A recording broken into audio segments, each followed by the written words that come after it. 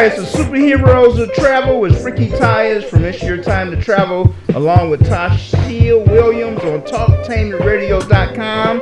Listeners, you can join the conversation at 877-932-9766, or you can subscribe to our YouTube channel, which is Talktainment Radio.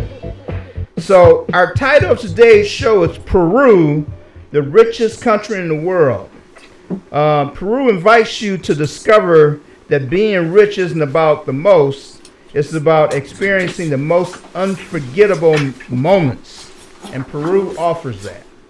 And these experiences begin on a trip to Peru, a place where the diversity and authenticity of the culture, nature, and food holds the essence of life itself.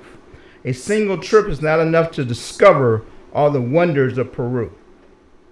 So Peru, which is really the Republic of Peru, correct? Mm-hmm. Is a country in western South America, and it's bordered by the equator in Colombia in the east, mm-hmm. and also by Brazil. Mm-hmm. In the southeast by Bolivia, in the south and Chile, mm-hmm. in the west by the Pacific Ocean. It's mega diverse. Explain what a mega diverse country is. So basically, Peru basically has every climate in the world minus Arctic tundra, and this is just simply incredible. I mean, like in certain areas, like for example, I lived in Piura, and Piura is a northern state in the country, and in certain parts of the country, you could have penguins in cold ocean water, and you could fly less than 30 minutes into this province or state and be in the jungle. Wow. So imagine just going from cold water with penguins in it to being in a hot, humid jungle in less than an hour plane flight. And this is because of its location on the equator and also like the varying range of elevation. I mean, there's just so many microclimates within the country, and this makes it mega diverse. Totally amazing. The population is about 32 million, and the gross national product is $239.22 billion. Mm-hmm. You know, and the official language is Spanish. Correct. And what other languages do they use? So primarily in the mountainous regions, they have a language called Quechua, and that was the indigenous language of the Incans. Okay. And so there's a couple other small tribal languages that you'll find in the jungle regions, but mm-hmm. it's primarily between Spanish and Quechua. But the unfortunate thing is that Quechua is a dying language, okay. and a lot of the youth isn't retaining it as much as the older generations. Okay, so some of the things that we're looking at on the video here mm-hmm. is that's just the mountains? Yeah, the mountains. Yeah, this is the mountainous. They call it the Sierra region. Okay. In Peru, and this has a lot of Incan strongholds, and you'll see oftentimes like these carved terraces in the mountains, and that's because the Incans were expert farmers. Wow. And so they used this to maximize the square footage they had to grow what they needed. But as I mentioned, like you could be at the top of the mountain and go down a couple hundred feet and be in another climate. So you could have coffee growing at one level, oranges growing at another level, and corn growing at another level. And here's a fun fact, like some of the corn in Peru, they call it super corn. Just mm-hmm. Imagine a kernel the size of like $50. And this is the size of some of like the corn there. Wow. But it's natural, it's organic, there's no pesticides or fertilizers. It's just incredible some of the stuff you can see. You know, there's a story that you told me that when you lived there, you knew where your food came from. Right. You know, and then back here, you know, like you don't know where the food came from and all the sodium that's in it, where in Peru it was natural. 100%. And it was just an incredible experience. I mean, I woke up every day and I had mango trees, lime trees, banana trees in my front yard. There's chickens running around the neighborhood. I could go to the market and all my vegetables were handpicked that day. Any seafood that I would get, I could see it in the background. I live on the ocean, mm-hmm. so I knew all the fishermen there. And then in the background, I mean, in some of the mountains, I mean, that's where my coffee was grown. Wow. So I had a direct connection to every one of the producers of whatever I was purchasing, and just to taste real food. Like my orange juice was actually orange. It wasn't yellow. Like this coffee would kill any Starbucks you would ever have. Wow. And it was just really eye opening because a lot of the people producing the food couldn't even afford it themselves. Wow. Okay. And that was really shocking to see. So now let me ask you this. That sounds really good, especially the gardening and everything like that. I love gardening. I just don't do it a lot because where I live, it's the woods in back of us. So I'm afraid of what's going to come there and take the food. And I have a problem with that. But I do love to garden. I love to grow like cucumbers, green beans, strawberries, anything along those lines. And then actually when I'm gardening, I know who did it, like you said, that you know who makes your food. You don't have to worry about that. So in Peru, you don't, I mean, you know who makes your food. You don't have to worry about anything in it like the pesticides or anything like that. So that sounds like a wonderful experience to me. And I don't know why we've gotten away from that as much, because now we have problems where they're like, oh, this is contaminated. Oh, that is contaminated. Every other week there's something going wrong with the food. So I would rather be somewhere where, you know, you could have a great time with enjoying your food and knowing the taste of it without having to taste any chemicals or anything, or knowing that the chemicals are in the food and they destroy the food as well. So therein lies a problem. Now, being from the coast, I enjoy good seafood. And you can taste the difference between like the Red Lobster seafood and the seafood I get when I go home. Because when I go home, I'm like what you said, I want that seafood taste. I can taste the ocean in my food, and that's what I enjoy. I don't enjoy, I call it imitation seafood from the different places. So that is really enjoyable, and that sounds really good. Now, I know we saw a picture, and I don't know if we're going to go back to it or not. It's a picture where we just saw people, and they were walking around dancing, and they had on masks. What were they doing in that particular time? What was going on? Was that a festival or was that a show? What was going on then? Oh, sometimes you would question in Peru, like, if people ever worked, because there were so many holidays, like there were so many festivals, and everything. Like Peru is a very Catholic country, and there's a lot of different religious holidays around that. I mean, for example, for me, I actually went on a pilgrimage.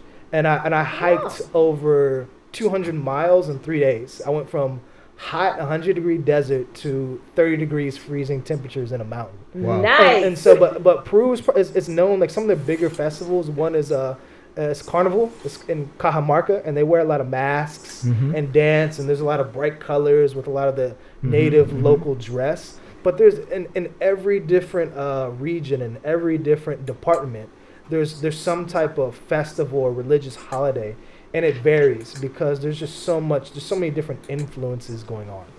You know, when we say Peru, the richest country in the world, one of the reasons is the amount of water that they have there. Right. You know, it's like veins running through the human body. The rivers born in the Andre mountain range cross the western slopes towards the coast, in the eastern slopes towards the jungle, with water that flows into the Pacific and Atlantic Ocean, including the Amazon, which is born in Peru and ends in Brazil. And in some cases, you know, it's just totally amazing all the natural resources that's available in Peru. Earlier we talked about the copper and things you can take out the ground. You just talked about having all the food that you can eat right there where you can see it. It's just amazing place to live for 2-3 years. Yes, and the fortunate things, like for anybody who travels, I mean, our audience is an American audience, but there's a thing called geo arbitrage, and that's basically leveraging the power of your dollar. And I still think in Peru, a dollar is basically worth $3 there. So you can triple the value of your money just by going there. So it's really not that expensive to travel, but you kind of have to avoid some of the tourist traps. I mean, Machu Picchu, they'll get you. That's one of the warnings about Peru, is that if you don't know what you're doing, if you don't know where you're going, you can get ripped off very, very easily and get charged exorbitant rates for stuff that you shouldn't pay too much for. So it kind of depends on, you know, what path you want to go. You can kind of go the touristy route and you can get that 5-star VIP experience. You can get everything catered to you from, you know, Alpha to Omega. That's nice, and there's nothing wrong with that. Or you can kind of go all the way off the grid and hike with locals, you know, through the jungle, or go to mountains, or just hang out with some locals on the beach. It depends what you want, but you have that whole spectrum. So we talked about the natural Peru. So now we're going to talk about the wondrous Peru, the luxury, the attraction, the sophistication, the sensations. There's a Peru for those looking to indulge every sense of whatever you want to do. It's very sophisticated. They have attractions. They have seaside spas, luxury tours through the jungle and mountains. They have special retreats, boutique hotels, and some of the most impressive and luxurious destinations in the world. So can you kind of give us a feel of what some of those places are, the 5-star places? So, like I said, on the beach, northern Peru, there's a beach called Punta Sal, which means like Salt Point, and there's a luxury resort called Cameron Resorts, and like you can fly into Piura, they'll bus you to the resort. It's 5-star resorts, all inclusive, great experience on the beach there. Obviously, Machu Picchu. Side note, Cusco is the only airport other than Lima that you can fly into directly, because the Peruvian airline system, it's an hub and spoke system. So if you want to get anywhere in the country, you have to fly to Lima first and then fly to another city. But obviously Cusco, I mean, Aguascalientes, that's the base of where Machu Picchu is. And you have 5-star, 4-star accommodations, luxury train rides through the hillsides, taking you from start to finish for your experience. And then obviously there's beautiful jungle resorts out in Iquitos, Amazonas, Pucallpa. I mean, wherever you want to go, like there's something for that premium price point. And like I said, you're getting, you can triple the value of your dollar just by going to Peru. So it's affordable. So the country's main tourist destinations have first-class hotels, like you talked about, spa providing health and beauty treatments and services. Peru's mystic land with natural products that are in great demand around the world is being newly assessed and highly valued in Peru. One of the things I didn't know about Peru was their modern medical care. They have a program there called Enjoy Peru's Healthcare. Right. And this is aimed to those interested in receiving medical care in their country. It has a portfolio of health care and services complying with the highest international standards, as well as additional services such as accommodations, transport, tours, and personalized service. So when it comes to medical care, it sounds like they might be a step ahead of us.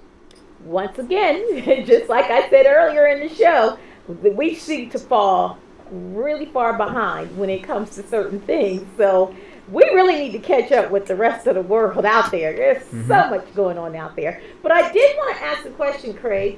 I know when you go to other places, like they'll tell you some places you don't drink the water, or don't be careful in certain areas where the water is, where you, like say for example, Mexico. There you are. There you are. You don't drink the water in Mexico. Okay. And it turns out you don't drink the liquor either. Or you wouldn't eat the food because it's right there with, they have to use that water to make that food. So I don't understand. But you get a lot of people that come back sick. Now, in Peru, how long did it take you to get used to the different foods that you tried? Did you have a sensitive stomach at first with that, or was that just something that you were used to? It wasn't a problem at all for you? And then, what's the water system like there? Ooh, very good question. But like first and foremost, yeah, it takes time to get used to any country's water supply or food. So, I mean, immediately, I definitely had issues. I mean, you're gonna get giardia, you're gonna have diarrhea. Like, there's gonna be some things you're gonna eat that aren't gonna go through your body too well, just because like you're not used to it. Right. And so like definitely the water is like something you definitely have to look out for. I would highly suggest that you drink bottled water or obviously boiled water. Don't just drink water out of the faucets. That's because the water system down there isn't the greatest.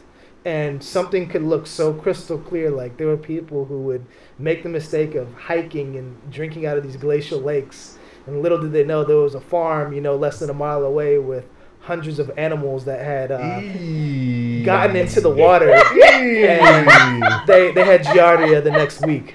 Oh my goodness. So yeah, I mean, it's not worth it, but I would definitely, eating the food is more than worthwhile. I mean, there's like some of the seafood you may have to be a little cautious about, but anything else like the fruit, just have to wash.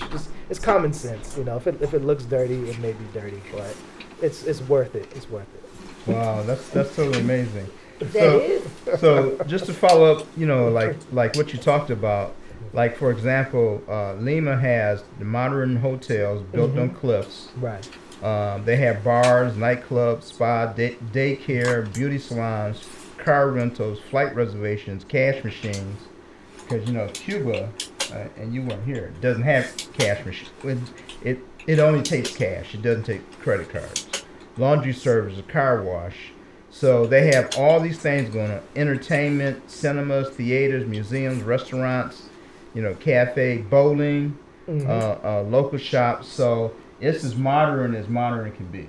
Yeah, but the thing about Lima is that it has such a stark contrast. I mean, you're going to find the top 1% of Peru in Lima. Mm-hmm. You're also going to find the bottom 1% in Lima. And they live right next door to each other. I mean, I can't remember the name of this area, but it's literally this one hill. And this hill is cut in half by a massive wall. And on one side of the wall is one of the richest neighborhoods in Peru, and on the other side is one of the poorest. But they have guards, they have barbed wire fence. And so because the city grew so fast due to that influx of people fleeing from the mountains during the 80s and 90s because of terrorism, the city wasn't able to expand quick enough and build the adequate infrastructure.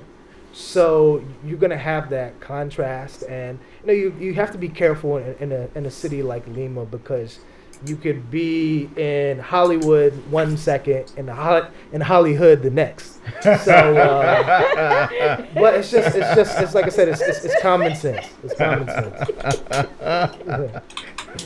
That's funny. Yeah. Okay. So we go from the natural Peru, we go to the luxurious Peru, and then speaking of cruises, okay, cruise ships cruise along the Amazon River. Okay, it's the Amazon. Peru has a very long coastline, which is deep and has large rivers and modern ports, and have ensured that luxury cruise ships continue to visit the country, and it's been visiting the country for over a decade. Okay, I just find all this totally amazing about Peru. And then the third thing to talk about Peru, which we stepped on at the beginning of the show, was the food. Okay, and the wealth of its land and diversity gives Peru a tremendous, very type of food that you can eat, because it's all natural and it comes from the ground. Each city boasts its own regional dish. Right. So exactly what do they mean by each city creates its own regional dish? Well, I mean, like not to cut you off, but for example, like ceviche. I mean, ceviche at its core is fish marinated in lime juice. But Lima has its ceviche limeña. Trujillo has its ceviche trujillano. Piura has its own version of ceviche. In the north, they add this thing called conchas negras, which are black conchs, or they'll add shrimp. I mean, every little region has a different twist on the same plate. I mean, it even goes down to the type of chilies they use. I mean, you have green chilies, orange chilies, red chilies, But that just adds to the unique variety of it. And even within every region, like, you know, certain sub-cities may have a little twist on it. I mean, it's incredible. You'll find 20 different variations of the same plate. And so there's something for everybody. And the national drink is? You could talk about chicha? Pisco sour. Pisco sour. So yeah, pisco sour. That's the national alcoholic drink, and that's made from pisco, lime, and egg. Sounds nasty. One's not enough. 2, you're twisted. 3, you're drunk. So that's kind of what they talk about. But then, like, kind of a other national drink from the Incans is called chicha, and it's actually a beer made from corn. Really? Okay. And it's delicious. Okay, so this one drink comes in different flavors. It comes in a variety of flavors, and it's made from grapes. Wow. So it sounds like it's a little wine, and it's a brandy. It's actually it's actually a brandy. So it's an unaged brandy. That's what pisco is. Okay. And Chile and Peru have actually fought pretty vehemently over who owns pisco, because imagine pisco as kind of like the cognac of Peru. Like, it can only come from certain parts of Peru. Only 6 regions can actually grow grapes and distill them to make pisco. Wow. Any other region outside of that, it's not pisco. It's puro de uva. And so they've got it on lockdown. And they fought Chile so hard to say, it's for us. It's for us. So it's very interesting. So ancient Peru, the oldest civilization in America comes from Peru. It is. You talking about the Incans? The Incans, right. It was. It's the oldest civilization in the Americas, South America, North America. Yeah, well, people don't really know that the Incan Empire stretches all the way from Colombia down to Argentina. I mean, it's massive. Wow. But the reason why it expanded so quickly is because they conquered varying tribes and kind of forced their own cultural norms above them. So basically, they had to pay like taxes or duties to the Incans. But the core of the Incans, like their capital, is Cusco. So that's why Machu Picchu was there, because Machu Picchu and a lot of other these big different structures were like Incan strongholds, and they were kind of places, they were refuges. So when the Spaniards came into Peru, they went into the mountains and fled and hid in a lot of these military forts, such as Machu Picchu. But what people don't know is that Machu Picchu is just the tip of the iceberg. There's several other Incan settlements that are only maybe 5 or 10% excavated that are already twice as large as Machu Picchu. And one of them is called Choquequirao. It's, about a 4-day hike through the middle of nowhere, but you can get there, and once you do, you can see the Milky Way like it was right in front of your face. I mean, it's just incredible. And there's another settlement on the border of Peru and Ecuador called Cuelap, and that is about 25% excavated, and it's already bigger than Machu Picchu. It's just kind of unfortunate that they force so many people to go to Machu Picchu when there's so much more to see. So the oldest city in the Americas, which is over 5,000 years old, is Caral, C-A-R-A-L? Caral, yeah. Yeah, it's over 5,000 years old, and they say that it's the cradle of civilization. It's where life started at. And then earlier he talked about the mysterious figures that was drawn in the land. Those have been there since between 500 and 650 A.D. Oh, okay. Yeah. Nice. And these are lines that have been drawn perfectly in the ground, and nobody knows exactly where they came from. Okay, so again, we say that Peru is the richest country in the world, but it's rich because it has all the natural resources. It's mystique. It holds the cradle of life. 5,000 years ago. So there's all these different elements going on in Peru. So that's the reason why we stated that it's the richest country in the world. It has all this. Right. 12,000 lakes. So it has plenty of water. Yes, sir. You know, you don't see people about 9:20 walking miles. Is that okay? Get a little bit of water. Okay, then see you then. Thank you. It has all the water in the world. The food is natural. It comes from the ground. So it's just a totally amazing place. Yes, I know we've been showing on the screen quite a few markings and everything in Peru, where you had the markings on in the mountains and the different markings on the land, and you had some ancient markings, or what people thought may have been ancient markings or alien markings, whichever one you want to call it. No, but let me have Craig go over some of that and explain it, because it looks like some of those markings that he explained to us earlier during the show, that some of those markings they had, some people may have said that they were UFO markings or something that came from a UFO. I'm going to have him go ahead and explain some of that. And also, they on the land, I know some of you have been watching that screen when you see the things on the land where it was red. I don't know if that was dirt or clay, so I'm going to ask Craig to explain that for us as well in 1 second. Look up in the sky. It's the Superheroes of Travel. It's Ricky Tyus from It's Your Time to Travel, along with Tashia Williams. And our guest today was Craig CHAVIS. And we're able to take you around the world by air, land, or sea, even by flying saucer. And we're live on TalkTainmenTradio.com. See you later.